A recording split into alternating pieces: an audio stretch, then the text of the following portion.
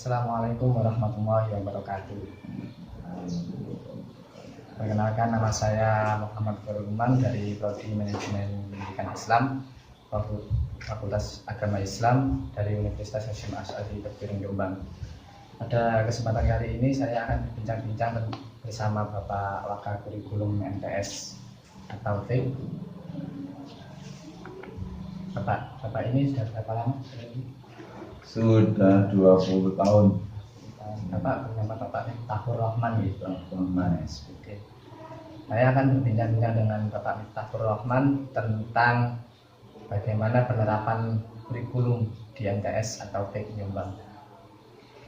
Yang pelaksanaan kurikulum 2013 kan memang sudah ada aturan-aturan dari pemerintah yang dilaksanakan untuk pelaksanaan kurikulum 2013 ini di madrasah dikembalikan lagi, nanti disesuaikan dengan lingkungan. Jadi untuk memenuhi kebutuhan dari madrasah itu sendiri, maka kita tambahkan mulok di madrasah ini karena lingkungannya adalah lingkungan pesantren, maka ditambah dengan mulok-mulok agama. Dalam perencanaan untuk setiap semester maupun setiap ajaran baru, itu apa saja yang direncanakan? Yang direncanakan ya ini kan tim, ya. Jadi ya, kita buat tim, menyusun tim. Kira-kira nanti untuk penyusunan bentuk dari kurikulum 2013 itu apa saja, nanti disesuaikan dengan lingkungan, disesuaikan dengan sekolah, mana yang sebaiknya dilaksanakan dan mana yang kira-kira bisa dilaksanakan dengan baik. Itu nanti yang bertanggung jawabnya siapa-siapa, tidak ditentukan seperti itu. Karena madrasah itu kan tim, bukan perorangan. Jadi kita menyusun bentuk dari dokumen kurikulumnya dulu, baru kita menyusun tanggung jawabnya masing-masing. Apakah setiap semester atau setiap ajaran baru itu kurikulum selalu berubah? Ya, ada beberapa, enggak selalu ya, ada beberapa yang disesuaikan lagi. Mungkin tahun yang lalu untuk pelaksanaannya belum optimal, permasalahannya apa, kendalanya apa, nanti itu kita benahi kembali. Mana yang bagus nanti dibaguskan kembali, mungkin ada yang peluang lagi yang lebih bagus. Terus dari perencanaan tersebut, perencanaan yang paling dekat mungkin dari dengan itu apa? Dari kurikulum. Untuk itu paling mudah itu pembagian tugas untuk pengajar dan mapel yang diampunya, kemudian surat tugasnya, dan membagi jam tatap muka yang paling diutamakan. Terus untuk jangka panjangnya itu rencana dari kurikulum seperti apa? Tidak ada perencanaan, sebetulnya ada target secara global, secara menyeluruh itu ada, sudah disusun hingga nanti ada tahapan-tahapan yang harus dilaksanakan sehingga dalam jangka mungkin tahun ini, tahun berikutnya akan lebih maju dan lebih baik, itu harapannya. Untuk kan setiap kurikulum ada pengorganisasian atau penempatan ini guru ini di mata pelajaran ini, itu seperti apa? Kalau kriterianya? Dan memang kita sesuaikan dengan pendidikan masing-masing guru. Kalau backgroundnya di mapel, ya sesuaikan dengan mapel yang dia ampuh, sesuai. Kalau PAI ya dari guru PAI, Kalau umum ya guru umum disesuaikan dengan dasar dari pelajaran atau dari jurusan Bapak Ibu guru yang disesuaikan. Barangkali ada guru yang tidak mempunyai latar belakang pendidikan, apakah bisa mengajar di sini? Sejauh ini alhamdulillah sesuai semua. Alhamdulillah sesuai semua. Mungkin ya nggak sesuai ya mungkin PAI ngajar mulok untuk semacam ya.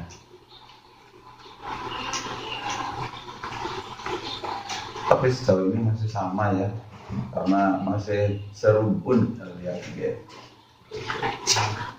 Adakah rencana dari kurikulum untuk meningkatkan kualitas dari setiap guru ataupun pelatihan dari guru? Jelas ada. Tiap tahun itu kan ada pelatihan sebetulnya. Kita yang pertama kita ikutkan organisasinya dulu yang namanya MGMP sesuai dengan mapel. Yang kedua kita punya namanya BKMS, Koordinasi Madrasah Swasta. Kemudian ada organisasi yang mengikuti KKM untuk negeri, dan masih banyak lagi sebetulnya. Ada pelatihan untuk peningkatan tentunya. Untuk tahun-tahun ini karena masa pandemi ini banyak sebetulnya pelatihan yang ikuti itu tapi secara online, sehingga mungkin tapi dikembalikan lagi ke gurunya masing-masing.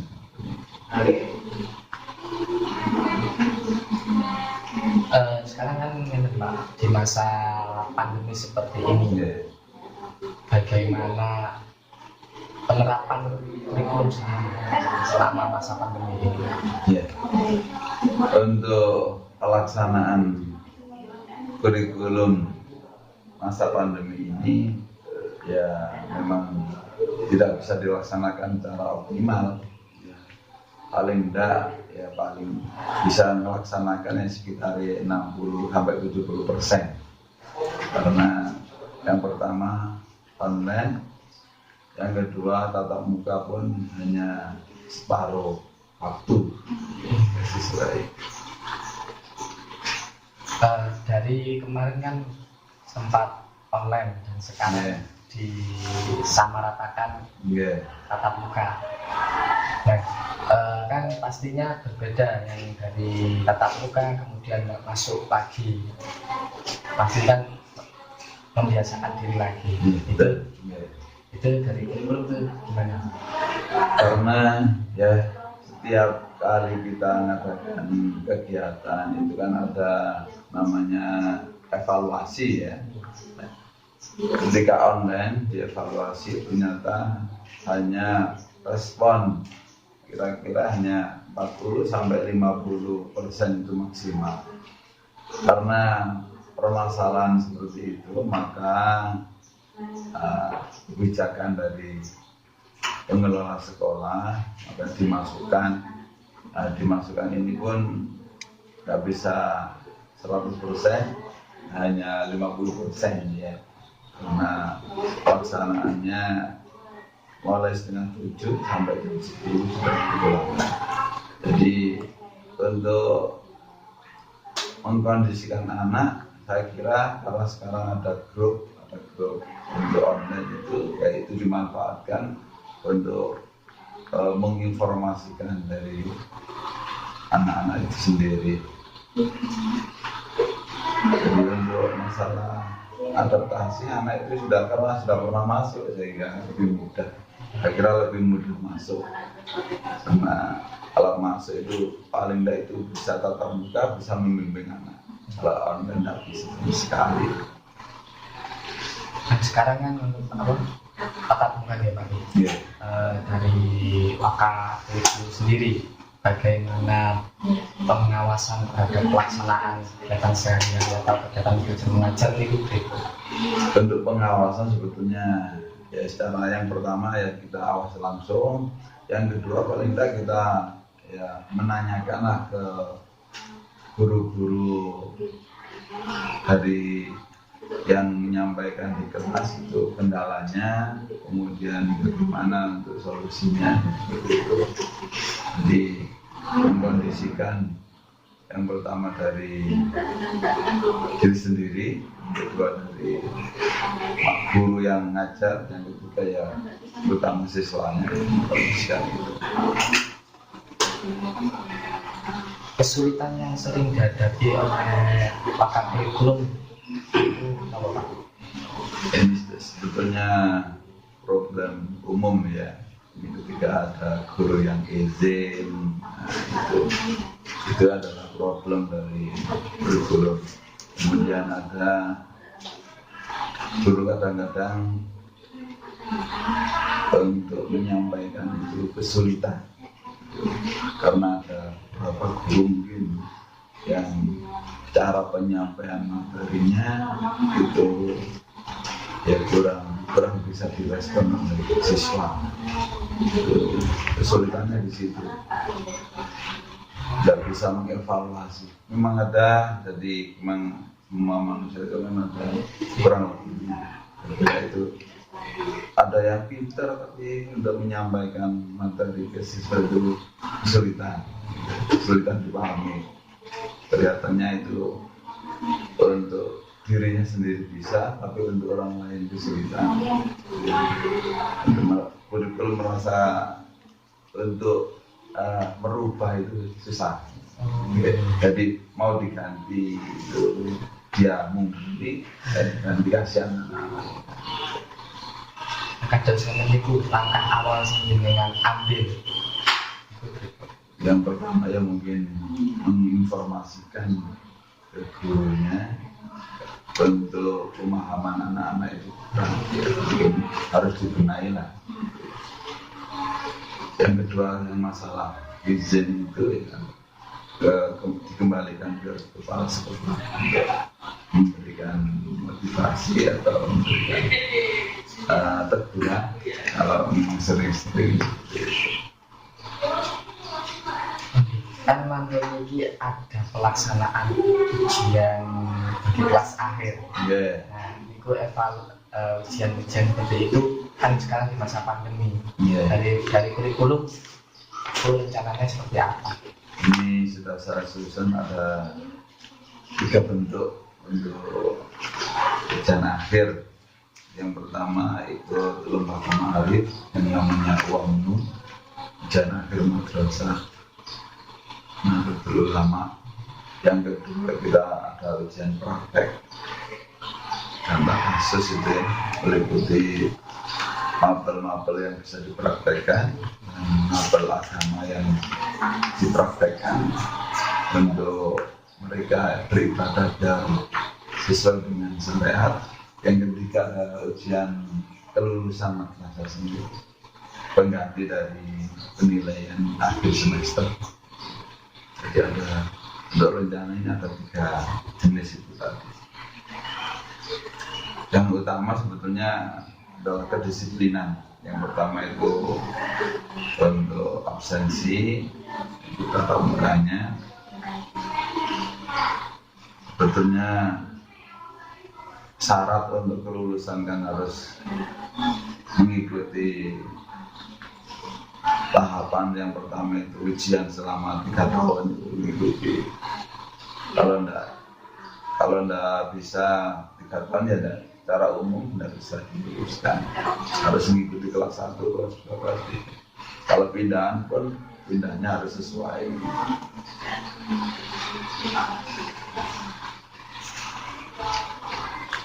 Penyusunan untuk KKN kelulusan sendiri itu diambil dari apa saja?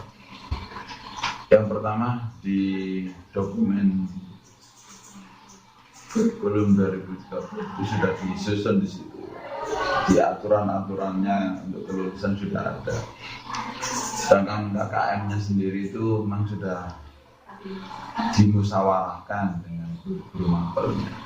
Kira-kira kemampuannya minimalnya sekian, ya itu yang kita pakai aturan. Contohnya mama agama minimal 20, ya itu kita pakai patokan.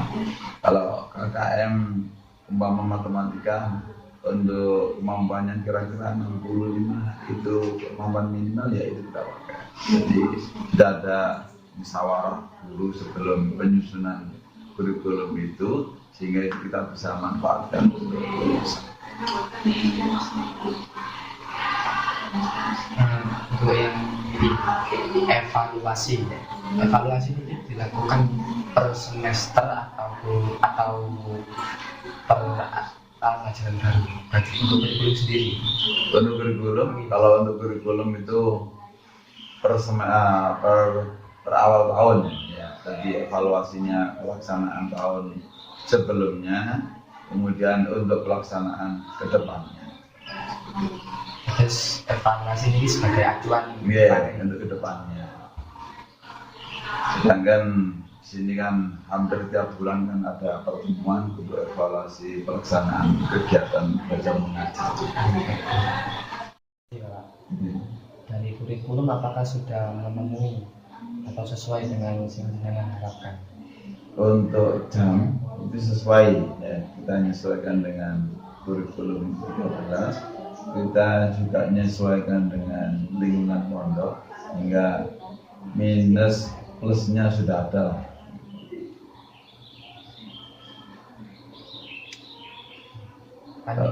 Berada di lingkungan madrasah, apakah dengan punya kurikulum sendiri untuk TSPG? Ya memang itu kan memang harus sesuaikan dengan lingkungan sebetulnya Pak. Sudah saya sampaikan dari awal, kita modifikasi 13 modifikasi pesantren. Jadi disesuaikan dengan kurikulum mulok agama.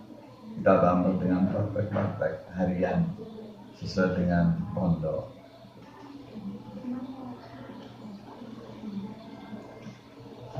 Kados bagi siswa yang berprestasi Pak, mungkin kan dari kurikulum pasti ikut andil juga. Ya. Apakah ada pengembangan sendiri bagi mereka yang mempunyai potensi? Sejauh ini memang ada, tapi untuk biasanya itu kan di tiap tahun, tiap periode itu kan ada namanya lomba sebetulnya, ya, diikutkan di baik itu tingkat kabupaten maupun tingkat nasional yang secara umum tiap tahun ada. Ya paling tidak itu sebelum itu kan kita ada pembinaan tersendiri. Siswanya itu bagus lah, itu kita bina di situ untuk persiapan seperti olimpiade, seperti kalau di BKMS kan juga ada itu, ya sebetulnya tiap tahun ada. Itu paling tidak kita menyiapkan lah itu untuk anak-anak target sendiri itu ada, karena input dari madrasah ini rata-rata kemampuannya biasa-biasa, maka yang diutamakan sebetulnya adalah prakteknya di sini. Terakhir nih Pak, mungkin tentang evaluasi ujian teman-teman KKM selama masa pandemi ini seperti apa? Untuk KKM kita sepakati memang guru.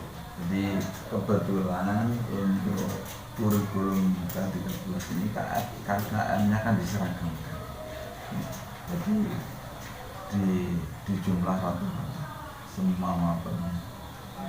Kebetulan untuk tahun ini KKM-nya diturunkan, ya seperti tahun lalu, karena ini memang anak nggak bisa kita ajar secara optimal. Ya jelas menyesuaikanlah masalah itu. Kalau dulu bisa sampai 75, sekarang maksimal sampai 70 maksimal.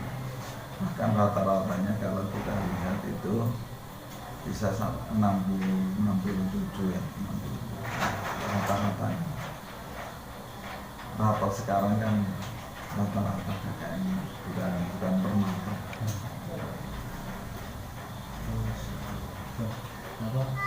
Mungkin ada pesan dari teman-teman mahasiswa dari prodi manajemen pendidikan, utamanya manajemen pendidikan Islam, itu untuk lulusan-lulusan yang tahun ini maupun untuk yang tahun datang, itu dengan itu mungkin ada pesan-pesan. Sebetulnya untuk pendidikan Indonesia itu yang diutamakan sekarang moral, yang diutamakan itu karena moral saya lihat masih semakin kesini moralnya juga kelihatannya kurang bagus ya. Walaupun ya beberapa bagus, maksud saya itu sekarang itu yang diutamakan itu pendidikan di moral, adabnya, akhlak dari pendidik dan yang mendidik yang harus diutamakan sekarang. Masalah pengetahuan itu bisa digali dari tempat-tempat, sedangkan kalau sekolah itu yang diutamakan itu mendidik untuk moral, tapi adabnya